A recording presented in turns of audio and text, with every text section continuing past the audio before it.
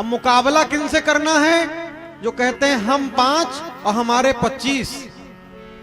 मुकाबला उनसे है जो कहते हैं हम 5 और हमारे 25, और हम कहे बैठे हैं हम 2 हमारे 2। कैसे काम चलेगा हो?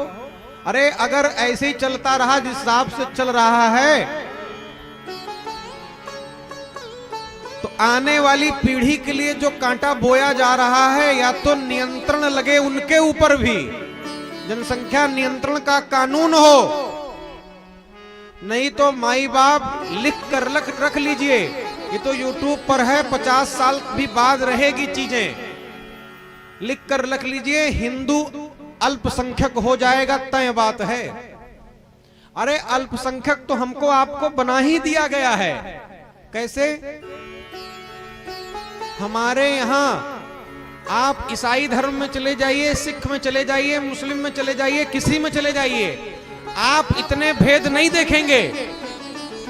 हमारे यहां पंडित अलग, ठाकुर अलग, यादव अलग, हरिजन भाई अलग, सबको षड्यंत्र के तहत जानबूझकर अलग किया गया। और अगर सबको अलग कर दीजिए माई बाप, 80% अगर हम हैं और 20% सामने वाला है, तो 80 को अगर 4 भागों में कम से कम तोड़ दीजिए तो कितना आता है? 20%। और सब एक दूसरे के साथ चलने को अगर तैयार नहीं है, अगर हम हिंदू होने का भाव नहीं रखते हैं, हम अगर पंडित ठाकुर इसी सब में बटे हुए हैं, तो ये मान लीजिएगा माई बाप, हिंदू अल्पसंख्यक आज से ही है। हमारे आपके साथ कोई खड़ा होने वाला है नहीं। अरे जिस विश्व में 57 मुल्क मुस्लिम हो और वो सब मिलकर के दिन रात यही प्रयास कर रहे हो कि कैसे हमारे धर्म को बढ़ावा मिले, वहां अगर हम और आप अपने धर्म के लिए नहीं आगे आएंगे तो आने वाला समय बहुत बुरा बीतने वाला है। आपको अपने आसपास देखिएगा। मैं उस धर्म की प्रशंसा करता हूं जिस धर्म के लोग कमाते हैं तो 10-20% अपने धर्म को बढ़ावा देने के लिए लगाते हैं।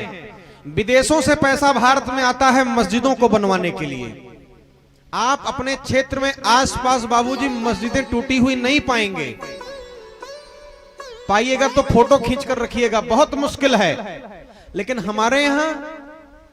हमारे यहाँ हम अपने यहाँ के ही मंदिर के लिए सैकड़ों सालों से युद्ध लड़ते चले आए। वो तो भला हो कि मिल गया, तुक ताल जोग लगन ग्रहवार तिथि सब अनुकूल हो गया, नहीं तो तरस जाते। जिस राष्ट्र में हम अपने ही मंदिर के लिए तरस रहे हैं, एक बन गया, अब दूसरे के लिए मुहिम चालू है। अरे जिस राष्ट्र में हम अपने मंदिर के लिए तरस रहे हैं, क्या कल्पना करी जाए कि हम और आप धन जुटा करके लंदन में और अमेरिका में जाकर के हिंदू साम्राज्य का डंका बजाने का प्रयास करेंगे। अरे थोड़ा थोड़ा दशांश निकालिए और अपने को भी सुदृढ़ करने के प्रयास में रहिए। लकीर के फकीर बने रहने से कुछ नहीं होगा। एक हाथ में शास्त्र तो दूसरे हाथ में शस्त्र रखना पड़ेगा। भाल पर अगर तिलक लगेगा तो हाथ में भाला भी रखना पड़ेगा, तब जाकर के हिंदू साम्राज्य की स्थापना हो पाएगी, तब जाकर के राष्ट्र बच पाएगा। वरना सब अगर ऐसे मुंह मोड़ कर चले गए, काम नहीं बनेगा। हमको आपको जगना पड़ेगा, अपने धर्म के लिए प्रयास करना पड़ेगा, अपने बच्चों को कट्टर बनाना पड़ेगा। कट्टर बनाने का मेरा यह मतलब नहीं है कि किसी का खून कर दीजिए। आज आखिरी दिन है, आपसे कहते हुए जा रहा हूं, बच्चों को आदत डालिए। प्रतिदिन ना हो सके तो हफ्ते में कोई एक दिन, मंगलवार का ही दिन रखिए, लेकिन मंदिर में जाना है तो जाना है, और सिर्फ जाकर पाला छूकर नहीं आना है। 10-15 मिनट, आधा घंटा, 1 घंटा बैठना है।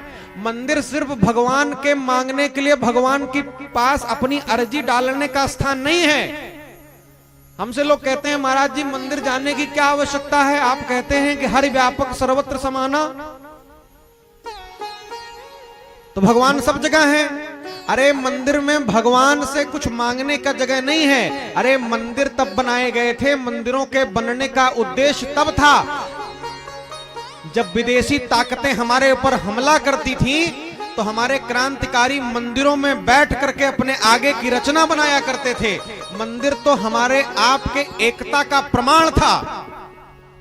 लोग समय पर इकट्ठा होते थे, कीर्तन करते थे, संकीर्तन करते थे, घंटे 2 घंटे मंदिरों में बैठते थे। लेकिन आज जाते हैं, पाला छूते हैं, नारियल चढ़ाया, प्रसाद चढ़ाया, भोले बाबा के मंदिर में गए तो नंदी बाबा के कान में अपनी 4 ठो फरमाइश बता दी, वापस हो लिए। हनुमान जी के मंदिर में गए तो दीवाल के पीछे लिख डाले ये चाहिए। अरे भगवान तुम्हारा मीनू कार्ड ही पूरा करने के लिए बैठा हुआ है। मंदिर में जाइए, अपने को एकत्रित करने के लिए जाइए। समाज में 4 लोग एक दूसरे के साथ बैठ सकें, वक्त जरूरत कुछ हो सके।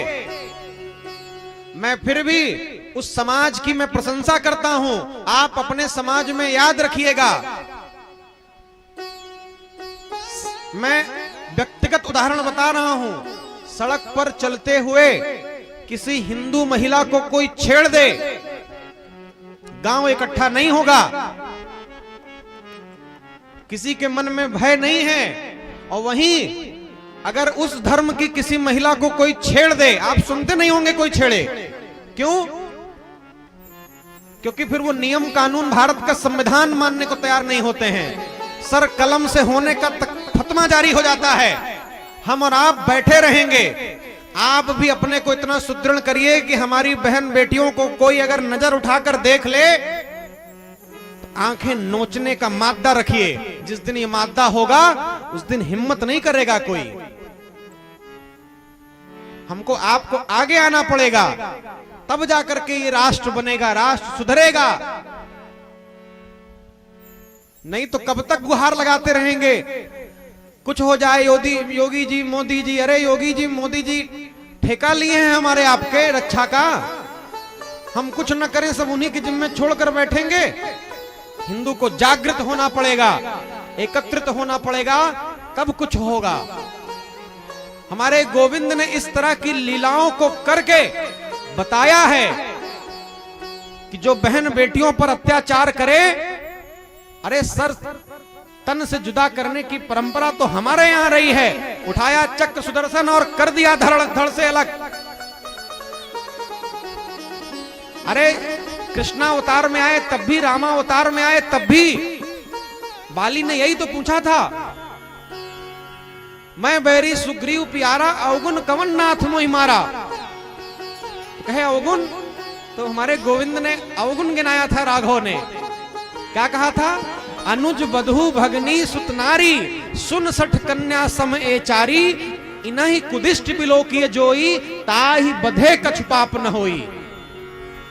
अनुज बधू भगनी सुतनारी, इनको जो कुदिष्टि डालता हो उसका वध कर दीजिए, कोई पाप नहीं लगता। हम नहीं कहते संविधान तोड़िए, लेकिन ये मादा रखिए। और मैं आपको बताऊं माई बाप, ये जो जातियों में हमारे देश को बांटा गया,